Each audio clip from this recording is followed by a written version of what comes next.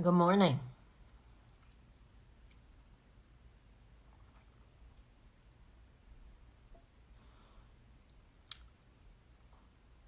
Ooh, bunny hop, drop, drop. Mm-mm-mm-mm. Good morning, good morning, good morning.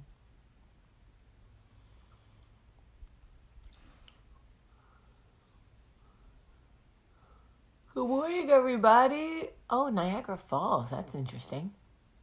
That's so cool. Good morning. Good morning, everybody.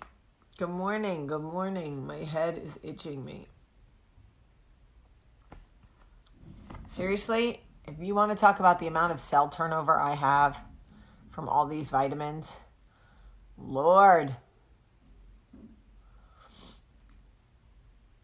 Good morning, everybody. Good morning and welcome to Coffee Talk. It's Thursday, which means it's date night, which is very exciting. Good morning, everybody. If you hear a ball, Knox is playing with his ball outside. So he's probably going to be super loud. You will all be very happy to know that Michael and I have made up. We spent a lot of time talking and he explained a lot of things to me. And even though it's bullshit that he omits the truth, we've gotten back to a good place. I'm really happy about that because I love him. So yes, Michael and I have made up.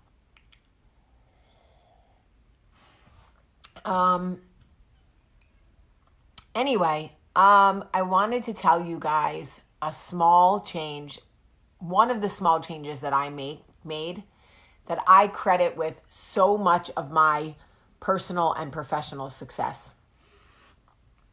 People always ask me, what are the things that you've done that have gotten you where you are? And I always think about the things professionally, like, oh, I got a mentor, or I set aside special time for writing, or I blah, blah, blah, right? But truthfully, one of the most significant changes that I made in my life, that I really do believe changed my trajectory in my personal relationships and in my professional ones, is I left the small fights for small fighters. I stopped fighting every battle that came to my door. I stopped fighting my in-laws. I stopped fighting my own family. I stopped fighting with my siblings. I stopped fighting over politics. I stopped fighting over, nickel and diming people about money. I stopped fighting over things that I perceived to hurt my feelings. I left small fights to small fighters because I spent so much time engaged in every little fight. I had to win because I'm a fighter by nature. And I was just constantly fighting with any little thing. And instead, what I started to do was take the energy I was expending all over the place, on email, on the phone, in person, and I turned all of that energy towards pursuing my goals, keeping my marriage together, spending more time with my children, pouring into other people, only speaking to people that made me feel good about myself. And when I felt energy like I wanted to fight, I wrote, or I read, or I researched something for my business. And I started to notice that professionally, I was moving forward instead of standing still. And that comes from just simply using my energy in more constructive ways. That's just the truth. And I get it. None of us ever want to lose. We don't want to be perceived as weak. We don't want to be perceived as the losers.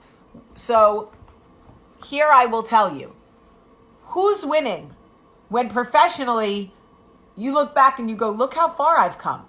Look at what I've been able to do. Who's winning when your marriage has harmony?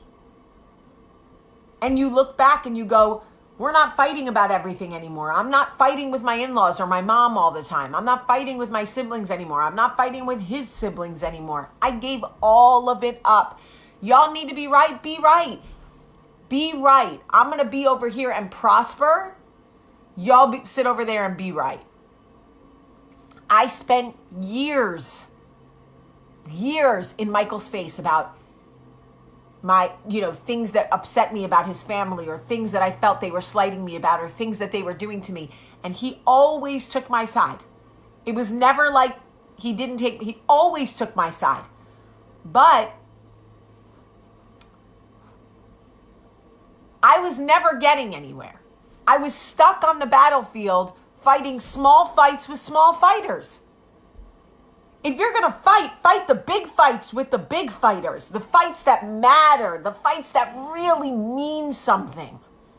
Not these little bullshit fights that nobody cares about with the outcomes that don't move the needle one way or the other. They don't change your personal life. They don't change your professional life. So what? You could say you won in a fight against your brother-in-law? Like, whoa, okay. None of that matters. I swear to you, my life changed when I got off that, when I stepped off that battlefield, and I was like, this is a small fight for a small fighter, and I am better than that. I'm a big fighter. You want to fight me, you got to go to war. We're not doing these little alley fights, and I'm out here like a scrub fighting in every little alley fight that somebody brings to my door. No, I'm not doing it. I'm not doing it. I will fight when it really, really matters. When I feel that somebody's like civil liberties are at jeopardy, or if I smell racism anywhere, or anything where I feel like someone is being discriminated, I'll fight. But this little shit, she said, he said, she looked at me, she blah, blah, blah. Oh my God. Go on with yourself. You little tiny fighter. I'm not engaging in a little tiny fight with a little tiny fighter. I'll stop it. I got nothing to prove there anymore. I need all that energy to build a business, to build an empire, to leave something massive for my children, to keep my marriage intact, to keep my relationship with God going. Whatever fight I have, I need to use in the right way. Can't be fighting all this nonsense bullshit. She got the same shoes I got. She got a blah, blah, blah. Stop, mosquito.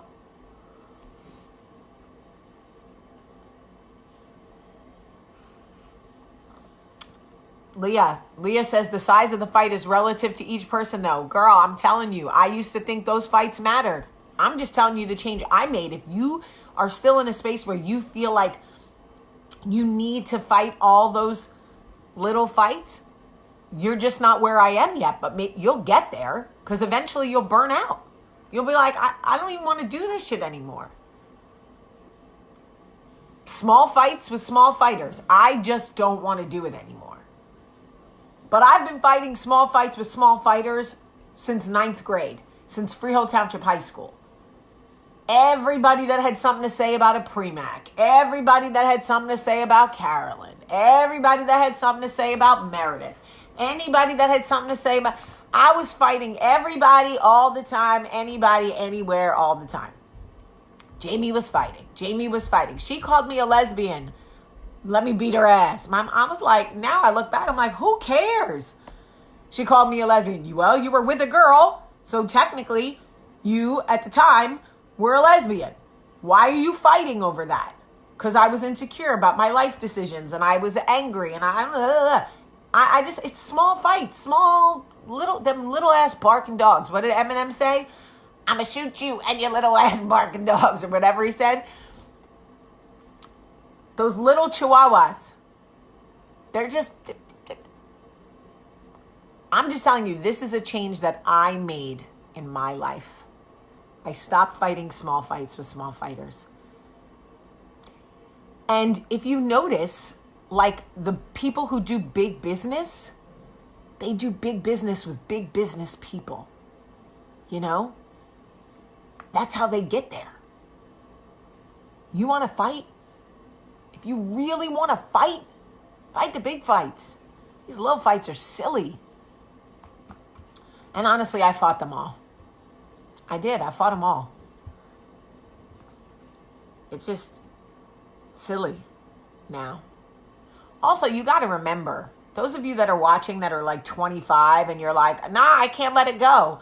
I didn't let it go at 25 either. I'm 42. I let it go now because I'm 42. I can't fight the small fights with the small fighters. Honestly, I just cannot anymore. At 25, I had all the energy in the world and I had something to prove and I had to be the blah, blah, blah. Now I'm just like, ugh. If we fight, can we be in bed by 9:30? I'm telling you, if you want to know the changes that I made in my life that helped me truly turn my personal and professional life around, it was giving up the small fights and leaving it to the small fighters and only fighting the big fights.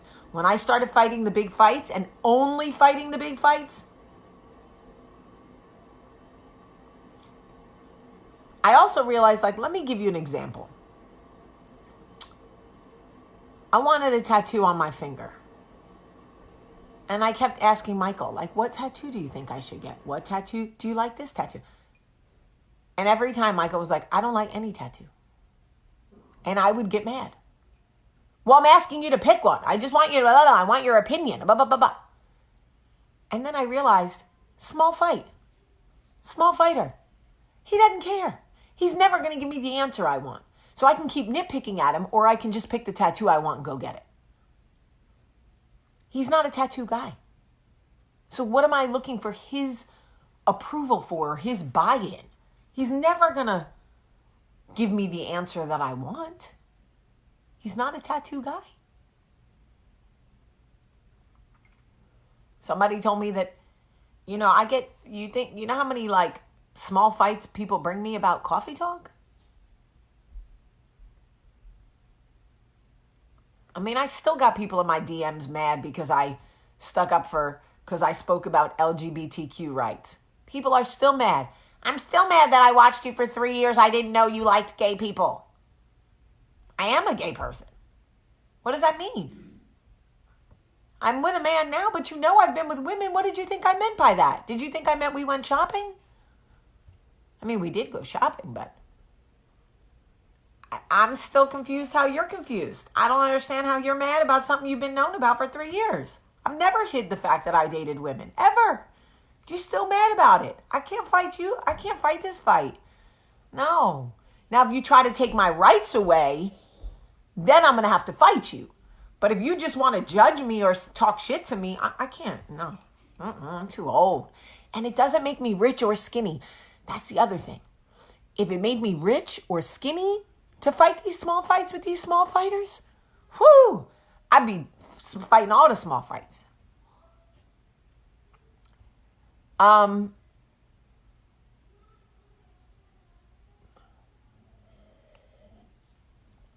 other thing is, you can love me and not love my life choices. I am okay with that. You can say to me, Jamie, I don't like that you dated women. It is not a choice I would make for myself, but I love you. Okay, thanks. And I love you back. Thank you.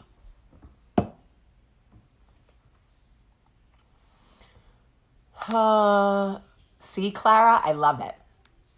Okay, so I shared this with you to say, like, it is possible to turn the beat around, Gloria Stefan. You can literally say, I'm going to make the change today. I'm going to leave the small fights for small fighters. And when people bring a small fight to your door, yes, I am 150% bisexual. 150%. 275,000%. Yes.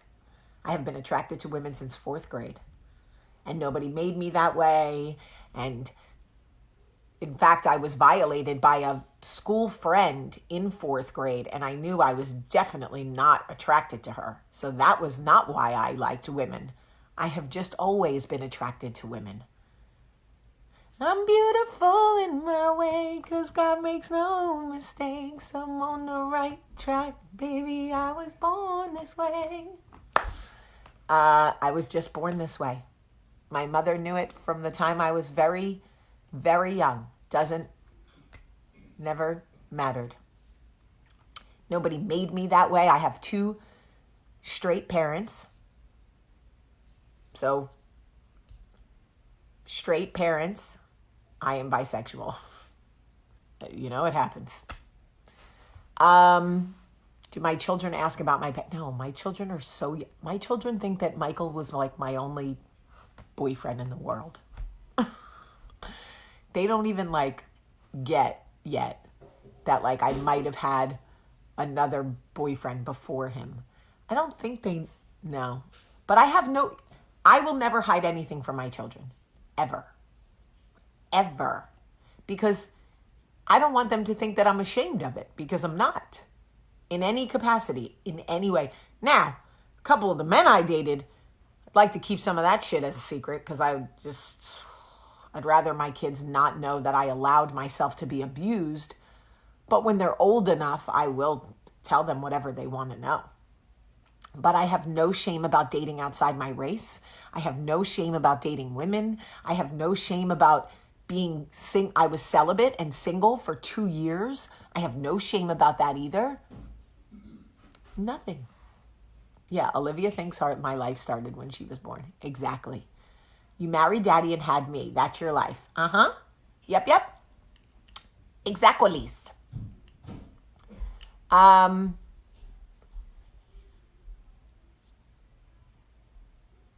And if they ask me if I smoked, I'm more afraid to admit I smoke cigarettes, because they hate cigarettes. All right, I love you guys. I have to get dressed. Taylor and I shipped out 60 mugs yesterday. Thank you to everybody who ordered. Why can't I ever talk? Thank you to everybody who ordered a Coffee Talk mug. So by people that are married, just ignore the other gender after marriage. No. By people who are married, just stay faithful in their marriage. Just like you ignore people of the same sex because you are married, you ignore people of the opposite sex because you are married. You don't get to just sleep with women when you're bisexual when you're married. You don't get to do that. Although I am putting in an application to see if Michael will open that door. Just kidding. Questions like that, I realize how far we still have to come. Those questions don't make me mad at all, because people truly don't understand. But it kind of makes me giggle. So what, you just ignore women now? Oh, you're bisexual, but you just ignore women because you're married? I don't ignore anyone, but if you mean by ignore, I'm attracted to everybody, because I'm a attraction slut, but I don't sleep with them because I'm married. See how that works? Oh, Samantha, I love you. Samantha, see, she asked a question and I answered it, and now she gets it. Because the truth is, bisexuality is weird for people. It is. Gay is easier for them to understand, because they go, okay, you're attracted to that. I might not be, but I get what that is. Bisexuality is hard because people are like, I don't understand. How can you be attracted to both? Where can I get the mug? The link, I posted the link yesterday. If you go to my Facebook page and scroll down, you'll see it.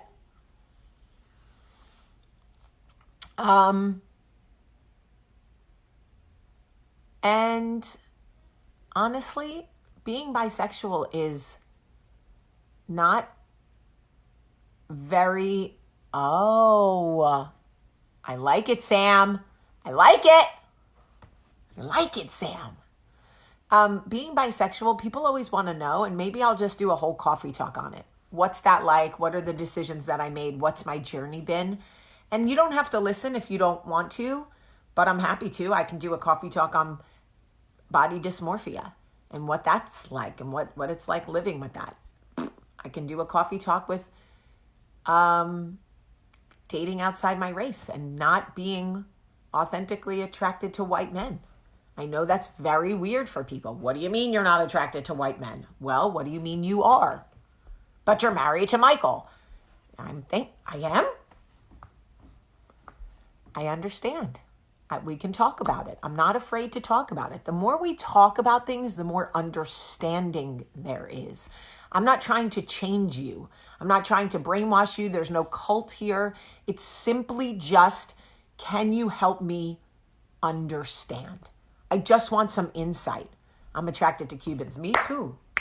Hey, Cubana de pura cepa. Okay.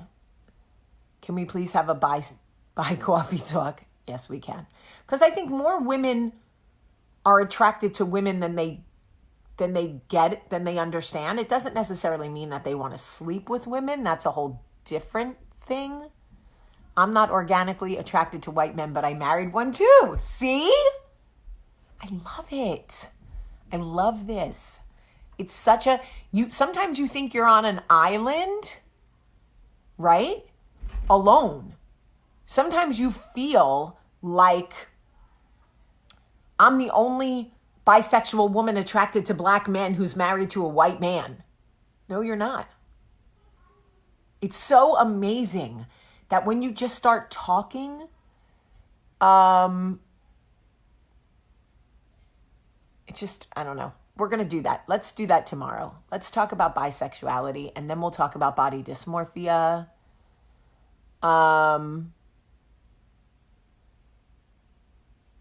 Because I think it's important.